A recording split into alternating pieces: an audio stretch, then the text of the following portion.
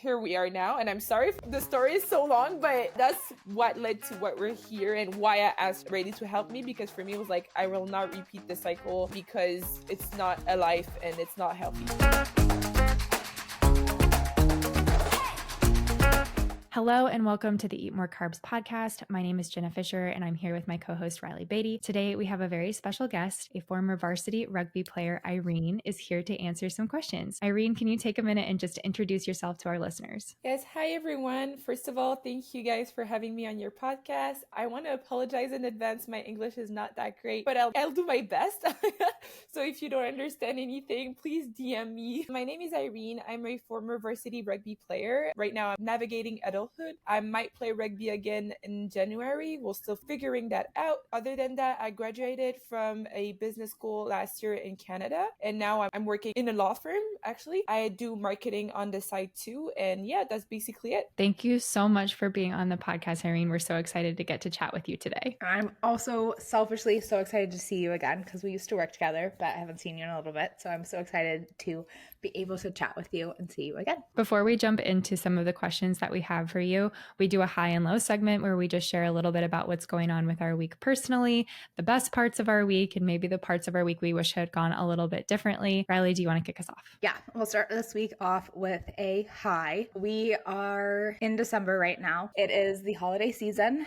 We're really excited to bring back our festive fueling mini training. This is a 2-week mini training that we have launched. It's free for individuals, and we've been getting some really good feedback on it. So we're happy to kind of bring that back and have it as a resource for the RBSN community this December. My low has to do with Joe Burrow. If you've been listening to this podcast, you know that I'm very into my fantasy football team. I'm the person that takes it the most seriously in our family league. You know, I've had my complaints about Joe Burrow at the beginning of the season, and there's been drama because last night on Thursday Night Football, Joe Burrow, I guess, was injured, but nobody knew about it, and he got me 8 points. I am so sorry. That's sad.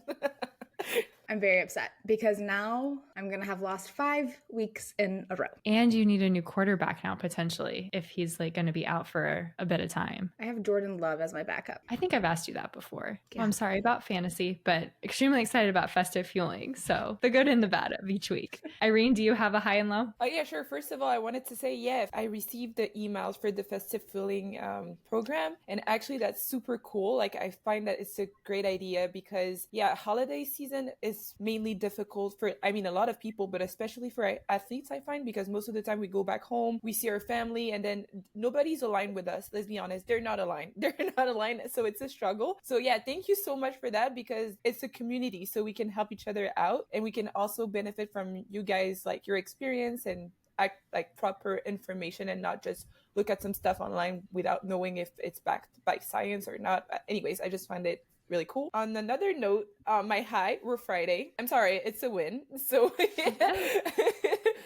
it's a win. I'm working remotely, so again, another win. But these are like 2 small wins from today. But more generally, if I think about my life right now, my high for this week, I think, was yesterday. I did a really great gym session, and I was able to like do it. It's a sort of like front squat, but not really a front squat. But anyways, and I was able to hit my 4 sets of like 8 to 10 repetitions with 180 pounds. So I was really happy about that. I was like, damn, I can do that now. Like, it was not come. Reilly knows, like, I'm coming from somewhere that was not there a few months ago. So I'm so happy about that, because yeah, it was like a back squat, but you needed to have like small stuff to elevate your feet, so it's more quad focused. And I was like, I think it's too heavy. It's too heavy. I was like, no, Irene, it's not too heavy. Do it. And then I did the 4 sets, 8 to 10 reps. I was dying, but I did it anyways. And that was my high. And I would say a low, which is not really a low. I think that, we all have like the ups and downs. But if I had to pick a low, is that it's starting to snow here in Canada. And that's a low for me. I'm sorry, but having a winter that comes from November and ends in April, like, for me, it's not happening. Like, I don't want that to happen. And I'm looking at the sky today. I'm like, it's going to snow again this weekend. I guarantee you. So yeah, that's my low. Well, congrats on the new PR in the gym. That's fantastic. Thank you. That makes up for the snow. Yeah, That's what I'm saying. Like, I'm like, okay, you know what? It is what it is. I will wrap up our high and low section on the topic of festive fueling and incorporating fun foods. One of my favorite grocery stores to go to, it also happens to be the closest one to my house, is Trader Joe's. And my Trader Joe's has the little gingerbread ginger snap cookies back, and those are my absolute favorite cookie. They're so good. I always incorporate them as my fun or my soul nourishing food in my holiday fueling. So I was really excited that I got picked up a box of those the other day. My low for the week is I started to notice that my sleep was really being impacted by the amount of caffeine that I was having throughout my day. Sleep is an extremely important part of our overall health. It's one of the things that we talk about during our membership, but I have been working on cutting back my caffeine consumption throughout my day so that way I have better sleep habits, which does mean that I have a little bit of like that caffeine withdrawal headache in the afternoons. That's my low for the week, as I've been feeling not my best, but I know that in the long run it's the good thing for me because it makes sure that I'm able to sleep a good 7 to 9 hours each night. Well, good for the cookies though. I wish we had Trader Joe's here because I need to go to the US to benefit from all of these things. So yeah, you're lucky. I feel very fortunate to be close to a Trader Joe's. Irene, have you ever been to a Trader Joe's? Yes, my family's from Maryland. So I've been going to the US since I was 2 years old. I stopped going there after 18 because my parents decided that I was able to handle my own money. But yeah, basically, I was going every year for like 2 to 3 months to the US to see my family. So yeah, Trader Joe's was a must. Other stuff were a must, like Panera Bread. I'm sorry, can we talk about Panera Bread? Yeah. That was one of my favorite when I was younger. I would say that I love food and I love going to the US for food. What did you get from Panera Bread? When I was younger, I remember they used to have this the soup and then the little sandwiches. I think it was with mozzarella, tomatoes, and chicken. Maybe I'm wrong, maybe it changed a lot, but I remember that was my go-to when I was younger. So yeah. I love that you can like pick, it's literally called pick two at Panera, but I love that you can like pick multiple things. Like you can get a soup and a sandwich or like a salad and a soup because I can never decide what I want. So I always love that you have multiple options to choose from. And actually they're super good. I'm not a veggie person. Like Reilly knows I'm not that of a veggie person, but really their soup are actually really good.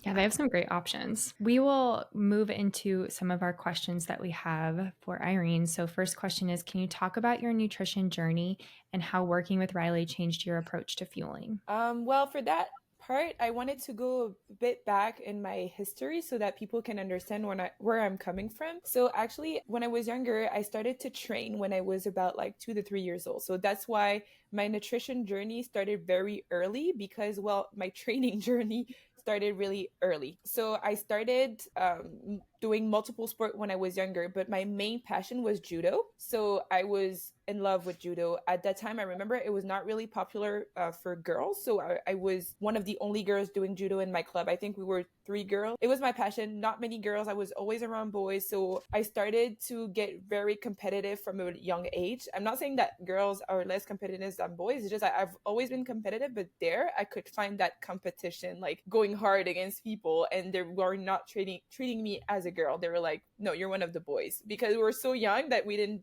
differentiate. That was fun times. Like when I'm talking about it, you can see that I'm smiling because I actually loved that period of time when I was younger. So I started judo around 7 to 8 years old. I remember exactly. And food or weight was never an issue because I was training. I wouldn't say training as I mean training today, but when you were young, it was still training because I remember that judo asked you for a lot of discipline and commitment that I've kept around the years. Because compared to, let's just say, rollerblades, okay, you're doing rollerblades just for fun with your parents, whatever, it's cool. But in judo, for example, I remember they would make us start doing some stretching a bit.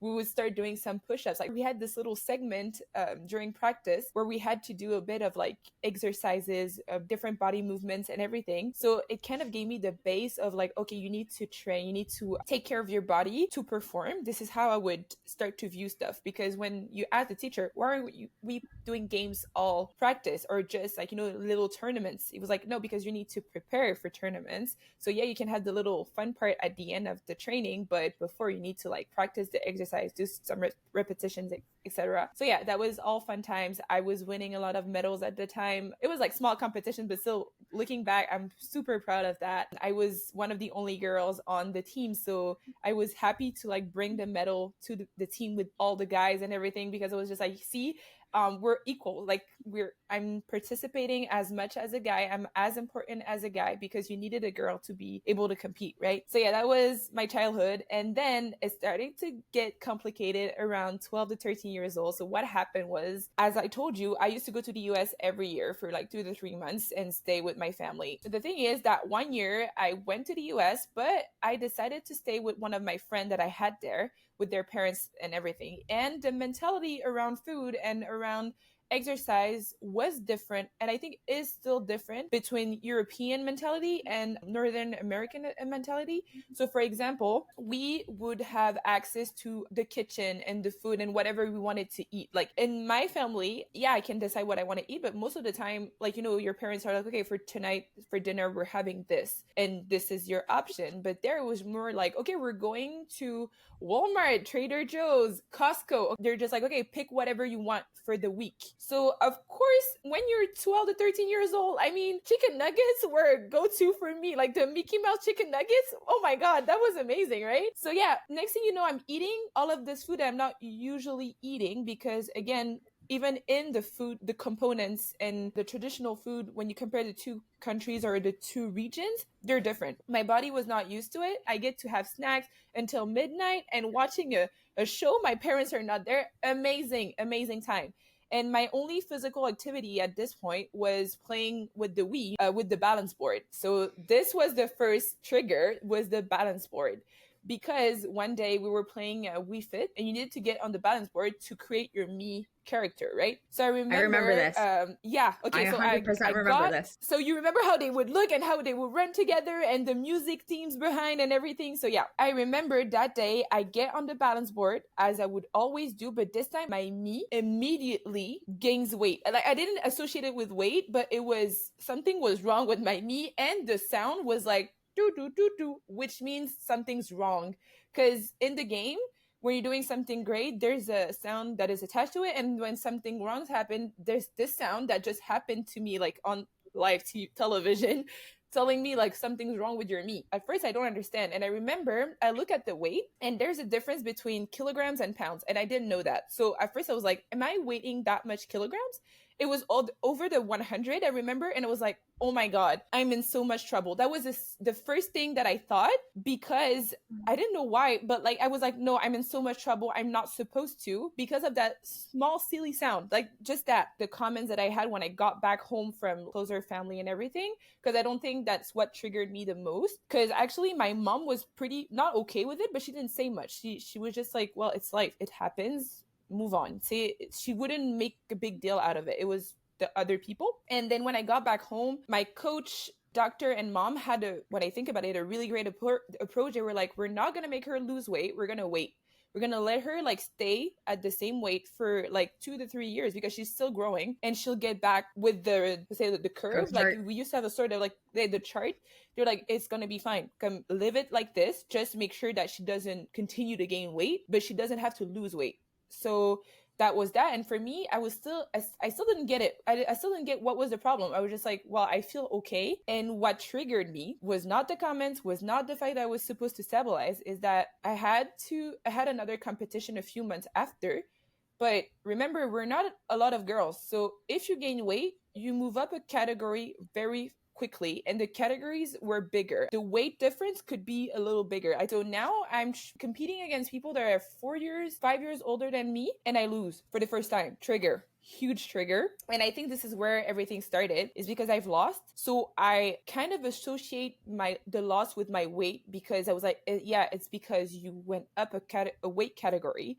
So that's why you lost, because you're not supposed to be there, because people your age are not this weight. And then so like after now that's a bad thing. Like you're seeing that as a bad thing. Exactly. And when you think about it, I was 13 years old. And as I told you, for me, judo was my passion. And now I'm starting to be not good at it anymore. It was terrible for me. For me, it was like, it's dramatic. It cannot happen. And this is when kind of the trigger happened. My first time losing that quick, it was linking the weight gain with the fact that I've lost. So after that, I was like, no, I cannot be losing stuff. It's my passion. I've always been good at it. I don't want to start being not good as something that I love. So I started to train even more. I remember that like at the time, adult could not pick up on the pattern that was being created, because it sounded like, oh, mommy or coach, I want to go to 3 extra classes because I want to train against people that are older than me, so that when I arrive into competitions, I'm not surprised and I can actually compete. So for them, it was more like, oh, she just want to get prepared. She's not doing it because she wants to lose weight, or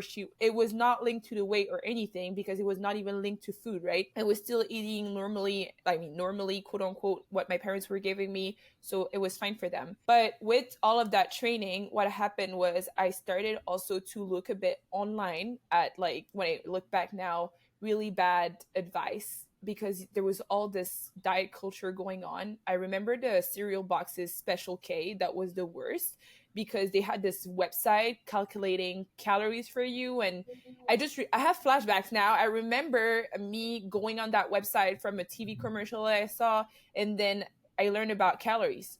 And then the cycle starts with that, because I understand that each thing that I'm putting into my body counts as a calorie. For me, a calorie was a gram. So see, from the starting point, I was not in the right path, because I didn't understand. I was so young, and I don't think a child should be exposed to this, because, well, you're a child, you're not supposed to have to understand all these complicated things. But then I started to develop patterns that were not great. Like, for example, my mom had always made me eat pasta before my competitions. And I was like, no, mom, I cannot have pasta. And then I could not explain to my mom why, because my mom would pick up. So I was smart about that. So I would take the pasta with me, but I would not eat all of the pasta when I was there. Like, I would not eat all of my food to make sure that, like, I didn't gain all of these calories. I started having really bad behaviors before competitions, because you had to be weighted before the competition. So I would look a bit online, again, not recommend, but like how people would do it in wrestling and stuff. And so people, if they wanted to move up a category, they would drink a lot of water. But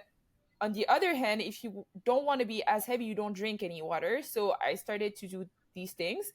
I didn't understand what I was doing, but it was working in a sense. But then I started to do some yo-yo. I was doing some yo-yo without knowing it, because, well, when you think about it, you do it for a little bit and then you're like, oh, it's working. And then you don't have another competition for like an extra month. So you don't do that. And then, oh, you have a competition. Oh my God, like your coach weights you like maybe 2 weeks before, just to get an idea of what's going to happen. And then you're like, okay, I have 2 weeks to like get back to this weight.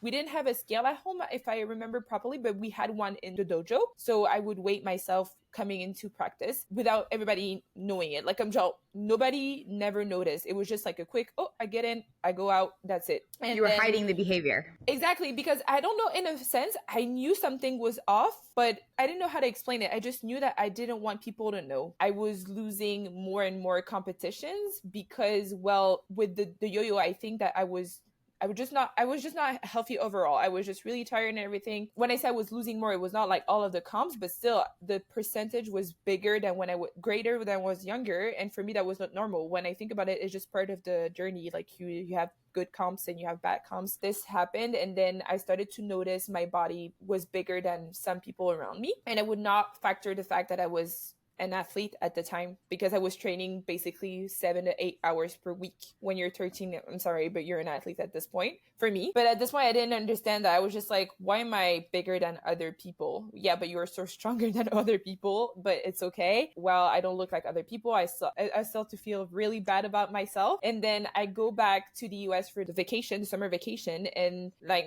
my family don't recognize me. They're like, what happened to her? Because, they don't see you for a year, and then they see you, they're like, what happened? I know that it comes from a good place, but they asked me with my cousin to go run every day, like for an hour at the park. So now I started to understand that, oh, if I run, I'm going to lose the weight. So I started to associate, if I eat, I have to run to lose the weight. So people wouldn't realize that I was eating too much or anything. I lose a bit of weight, if I can say. I arrived to high school. This time is also different because I changed school and I was in a boarding school, and it was very different. It was like really like a closed circle and everything. And I was never bullied in my life. So for me, it was, another day at school. But there, it was a military high school. So people were pretty in shape. Not everyone, but like most people, they were really into sports and everything. So now I heard like a comment about my body. It was like one comment, but it was like, oh, why are people picking up on that? Because for me, it was never an issue. I was like, but you know why? You're already losing weight, so keep losing the weight, right? I remember the school put it in place something that was actually great when I think about it, because I kept the habit. It was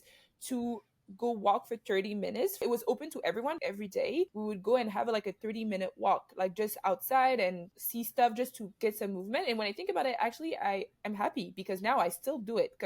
It's something that I'm just like, oh, just go outside and walk for 30 minutes. It's not much. It's just to get your body moving, right? So I've lost 30 pounds in less than a year. So pretty drastic. And then I get the compliments. Oh my God, Irene, wow, it's wonderful, blah, blah. I'm like, okay, so I'm going to just keep going, right? But there's a limit, there's a limit at some point. I didn't get that at that time.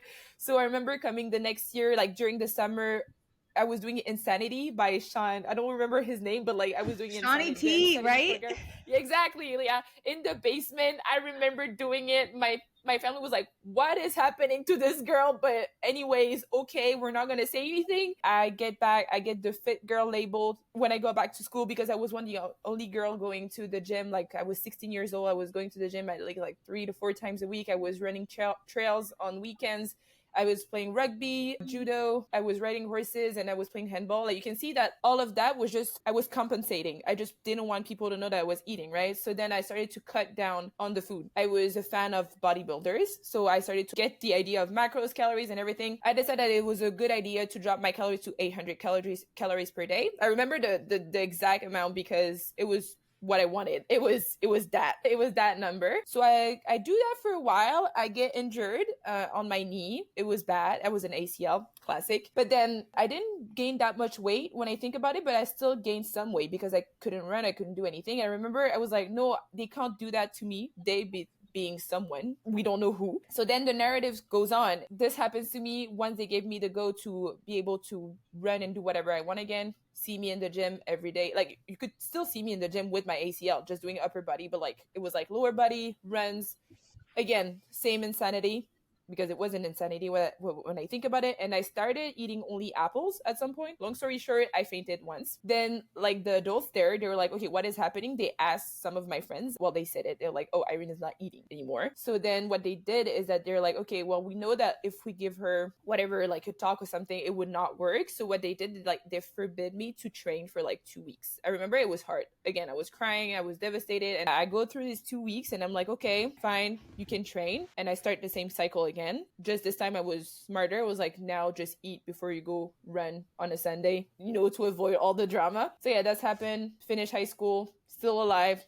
Miracle. Get into university. First time living without your parents or without any adult there. And then you have, remember the Costco, the cookies, the chicken nuggets, everything is back. Look, it's amazing. So I eat a bunch of like really not great food. When I think about it, then it was really not healthy. But for me, I was just like, it's okay. I'm still doing some sport.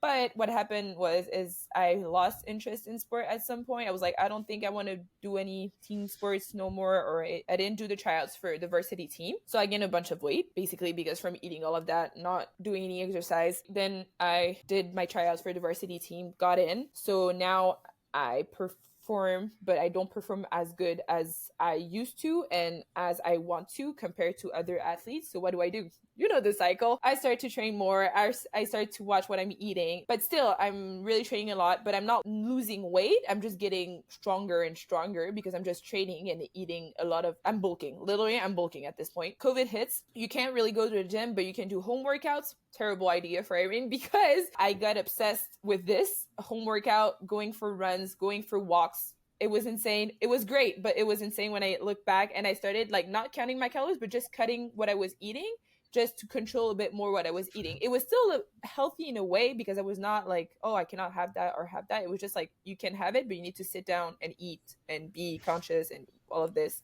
Anyways, lose 30 pounds again, finish my varsity years, perform well, but I was feeling terrible inside because, well, I started back on that cycle of like having a coach weighing my food from grams to grams, and I get injured pretty badly last year, and I had to have surgery. Reilly knows the narrative, have surgery, gain 30 pounds in a month, and I cry. Remember, I still have the band-aids on and looking at myself in the mirror and taking a video and was like, how could this is not me, this is not happening. I was crying. And then I started to have my old behaviors, but I could not have these old behaviors because I was not allowed to run yet. I was not allowed to like lift anything with my arm. It was just like lower body, small movement. There's so much you can do. So I started to cut down on my food, but then it led to binge eating episodes because I was starving at the end of the week. And then at some point it was like, you know what, I think it's time to get help. I was not ready before because I actually tried to reach out to Reilly before, but I was not ready to do the work. I was just ready to have a quick fix and let it go. And then that time I sat down with Reilly, cried a lot. And then I decided to like work on it, and here we are now. And I'm sorry the story is so long, but that's what led to what we're here and why I asked Reilly to help me, because for me it was like, I will not repeat the cycle because it's not a life and it's not healthy. Oh my goodness. Irene, thank you so much for sharing your story. But that's such a powerful story, and I think it will resonate with so many people of kind of that cycle that people get caught in, which can be so dangerous. Thank you so much for sharing that.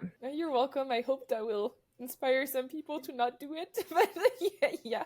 Well, I think just bringing awareness to it, like you said, like you were hiding those behaviors because a lot of the time, like we think we're the only person going through that. And sometimes we really feel alone in the journey. So you being brave and being able to talk about your journey is going to help so many people. Hey, y'all. Thank you so much for listening to this episode of the Eat More Carbs podcast.